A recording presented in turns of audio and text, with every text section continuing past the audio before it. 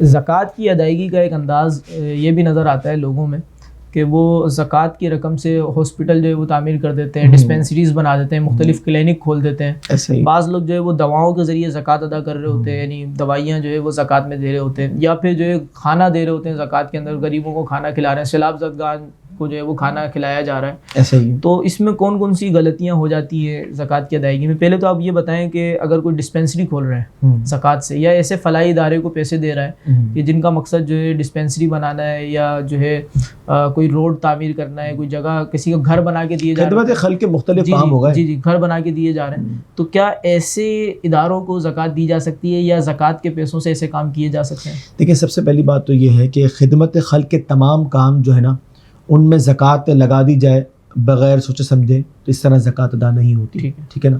بہت ساری ایسی پرابلمز ہیں جو درمیان میں آ جاتی ہیں. سب سے پہلے تو ایک ضابطہ ہمیں ذہن نشین رکھنا چاہیے کہ جو زکوٰۃ کے مستحق افراد ہیں، ٹھیک ہے نا، تو زکوٰۃ کی ادائیگی اسی وقت ہوگی کہ جب مال ان کی ملکیت میں دے دیا جائے.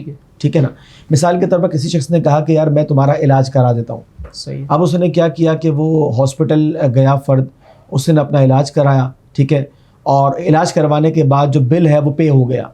اب دیکھیں نا، بظاہر اس کے اندر اس مال کی ملکیت نہیں پائی گئی. صحیح ہے. ٹھیک ہے نا. تو تملیک فقیر یہ ایک شرعی اصطلاح ہے کہ فقیر کی ملکیت میں مال دے دینا، تو یہ نہیں پایا گیا تو زکوٰۃ ادا نہیں ہوئی. لہذا ضروری یہ ہے کہ ہمیں انہی اداروں کو زکوٰۃ دینی چاہیے کہ جہاں پر زکوٰۃ کو شرعی اصولوں کے مطابق استعمال کرنے والے علماء موجود ہوں. اچھا. ٹھیک ہے نا. ورنہ آپ یہ دیکھیں نا کہ جو لوگ ہیں جنہیں پتہ ہی نہیں ہے کہ یہ تملیک فقیر ہوتا کیا ہے، ٹھیک ہے، یا آپ یہ سمجھ لیں کہ زکوٰۃ کے اندر جو اس کی مطلب دیگر شرائط ہیں کہ ادائیگی کے حوالے سے ان کا لحاظ کس طریقے سے رکھنا ہے، اس صورت میں یہ معاملہ متاثر ہو جائے گا. اب جیسے پل بنانے کی آپ نے مثال دی، اگرچہ یہ کام خدمت خلق کا ہے، لیکن کسی بھی صورت کے اندر جو ہے زکوٰۃ کے پیسوں سے آپ پل نہیں بنا سکتے، یعنی ڈائریکٹ نہیں بنا سکتے جناب. زکوٰۃ ڈائریکٹلی مسجد میں نہیں لگ سکتی. ٹھیک ہے. اب آپ یہ بتائیں کہ ایک ایسا شخص سے کسی غریب کی شادی کروا دیں، یہ بھی نہیں ہو سکتا. یہ اس صورت میں ممکن ہے کہ جب باقاعدہ زکوٰۃ کا جو اماؤنٹ ہے یہ اس کی ملکیت میں دے دی جائے اور وہ یوز کرے. آپ نے ایک تذکرہ کیا کہ خدمت خلق کے حوالے سے کھانے وغیرہ کا. ٹھیک ہے. تو اگر مثال کے طور پر کسی شخص نے دسترخوان کھولا ہوا ہے، وہ لوگوں کو کہتا ہے آ جائیں بھائی کھانا کھا کے چلے جائیں، صحیح ہے، اور زکوٰۃ کا پیسہ یہاں لگا رہا ہے، یہاں زکوٰۃ کی ادائیگی نہیں ہو رہی. اچھا. وجہ یہ ہے کہ دیکھیں اس نے کھانا کھلانے کے حوالے سے اباحت کا کام کیا. صحیح ہے. یہ الاؤ تو کر دیا کہ دسترخوان میں بیٹھے کھائیں اور چلے جائیں، لیکن مالک نہیں بنایا، کھانے کا مالک نہیں ہے، وہ کھانا لے کے نہیں جا سکتے. تو بات دراصل یہ ہے کہ زکوٰۃ اسی صورت میں ادا ہوگی، یعنی اس حوالے سے جس پر ابھی ہم ڈسکس کر رہے ہیں کہ فقیر کی ملکیت میں اس مال کو دے دیا جائے. چلے جیسے کھانا ہے مثال کے طور پر، تو وہ کھانا اس کو دے دیں، اس کی مرضی ہے، چاہے بیٹھ کے کھائے چاہے اپنے ساتھ گھر جناب. اور اس کے اندر ایک اور بات بھی ہے کہ کسی ویلفیئر ادارے کو آپ نے زکوٰۃ دی جو لوگوں کو کھانا کھلاتے ہیں.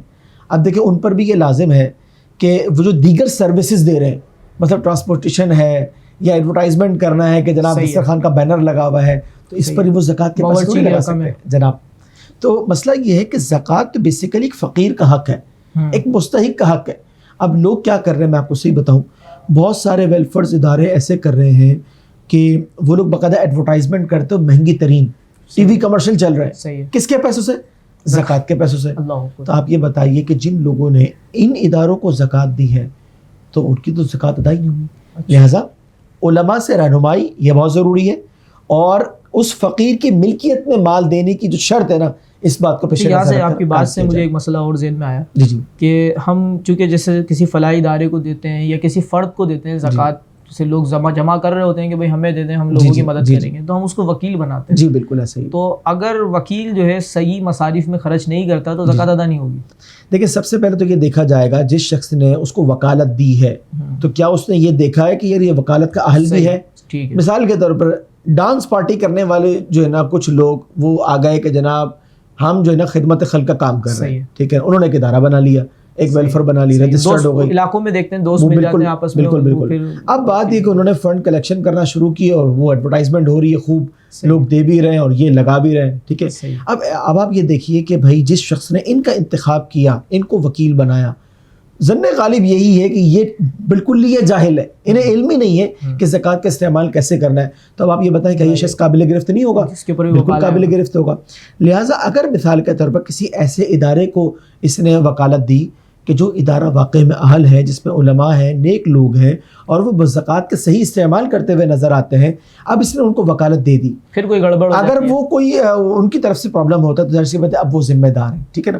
تو دیندار لوگوں کو جو زکوٰۃ کے مسائل سے آگاہ ہوں، جہاں علماء کے پینل موجود ہوں، وہاں پر انسان کو زکوٰۃ دینی چاہیے. اور اس میں جو ادارے ہیں چند لوگ اکٹھے ہو جاتے ہیں زکوٰۃ جمع کرتے ہیں، تو انہیں بھی چاہیے کہ علماء سے رہنمائی لیتے رہیں، بالکل ایسا تاکہ کہیں وہ جس کام کو ثواب سمجھ کے کر رہے ہیں الٹا ان کے لیے گناہ کا باعث یہ ایک نہ ہو. بہت بڑی ذمہ داری آپ کسی کی لے رہے ہیں کہ آپ اس کی صحیح مصرف پر زکوٰۃ کی ادائیگی کریں گے. اب ایسی صورت میں اگر آپ سے مسٹیک ہو جاتی ہے اور وہ بھی لا علمی کی وجہ سے، اکثر ایسے ہی ہوتا ہے جی. تو آپ یہ بتائیں کہ یہ کیا کیا، پھر پریکٹس بھی کری، اتنی محنت بھی کری، اور وہی جس طریقے سے بھی آپ نے فرمایا کہ ثواب کمانے گئے تھے، گناہ کے ٹکڑے واپس لے کر آئے.